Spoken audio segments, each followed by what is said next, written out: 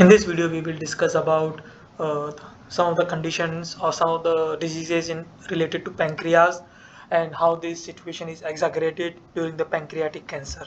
So we will start with acute pancreatitis.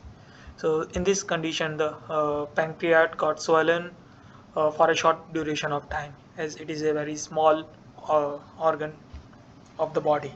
So what happens during acute pancreatitis? It will release some exosomes, and some of these exosomes might go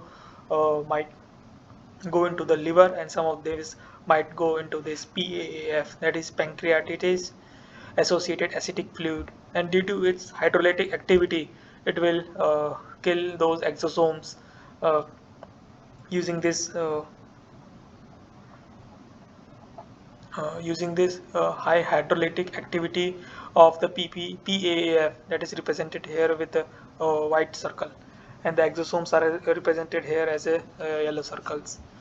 And some of the exosomes that reach the liver might then go into the lungs, and when they reach the lungs, it will trigger the immune response, such as this IL-1 beta, CCL2, IL-6 will get upregulated, and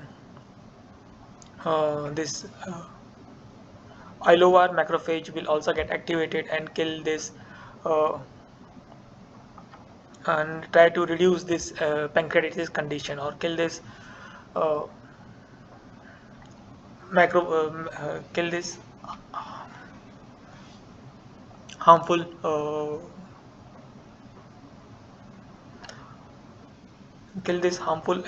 macrophage that is resulted because of the exosomes that are released from pancreas. Uh, So this is the acute pancreatitis condition, and in case of chronic pancreatitis condition, what happens is that it's a we can say cascade effect, because these pancreatic stellate cells will release some of the PSC exosomes, and these PSC exosomes contains this MIR, microRNA 21, and CCN2. And what it will does is it will further trigger the activation of pancreatic stellate cells, and it will release more PSC exosomes. So this is the, we can say, cascade effect during chronic pancreatitis, and also this effect is seen in the pancreatic cancer condition. And the problem that arises because of this pancreatic stellate cells is that it will leads to increase in the amount of collagen that is present in the body, and that will cause a problem to the patients who are affected with chronic pancreatitis. Now let us consider what happens in this pancreatic cancer progression. uh, some of this part we have already covered in our previous video, that is how this metastasis of this pancreatic cancer or PDAC cells happens during the circulatory system. So in this case we will cover what are the signaling pathways it will activate, and what are the uh, we can say what are the pathways it will activate, and what are the pathways it will down regulate. So this we can say multivascular body, when the zoom in view of multivascular body is shown, that it is the exosomes that contain nucleic acid, protein, lipid, and it helps in the uh, intercommunication between different organs. So pancreatic cancer use these exosomes to spread this tumor across different part of the body, and we have seen the circulatory system in our previous video, how the circulatory system works to spread the pancreatic PDAC cells or pancreatic cells.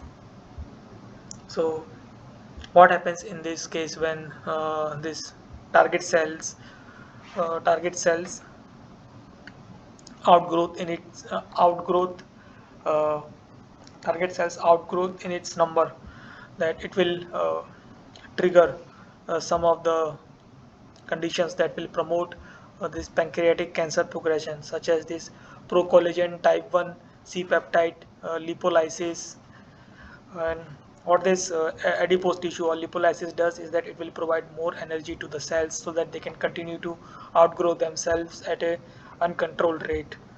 And this procollagen type 1 peptide or pancreatic stellate cells, as we have seen in the previous slides, that it will trigger it will The cascade effect will trigger the activation of these PSC cells that will leads to high collagen formation to the patients, and some of the immune response will get suppressed, such as this uh, skeletal muscle tissue will downregulate. So this will leads to downregulation of the, and this TLR expression will also get downregulate, and as because all these things are related to this immune system activation against this kind of cells. So these are target cells will not be detected by dendritic cells, and this will lead to TL expression down regulation. And since the tumor cells characteristic is that it will self-suffice to provide the energy that is required for the cells to grow itself. So it does not need outsource outward energy source for its growth. So the glucose intake will also get reduced, and simultaneously this TGF beta fibronectin, this thing will get upregulate. This will also promote this pancreatic cancer progression, as it is related to the of the immunosuppression of the immunosuppression of the immune system. So this is how in case of pancreatic cancer, this situation such as this that we have seen in the acute pancreatitis and chronic pancreatitis will get exaggerated. So this acute pancreatitis is not that uh, a big disease, uh, because it's occurred only for a short duration of time. Swelling of pancreatitis occurs for a short duration of time, whereas chronic pancreatitis and pancreatic cancer is a dangerous disease, as they are not easy to detect at the early stage or during early diagnosis. If you need to understand this about pancreatic cancers in detail, or different stages of pancreatic problems, diseases in details, you can go through the reference that has been provided in the description. That's all for this video. Thank you for your time.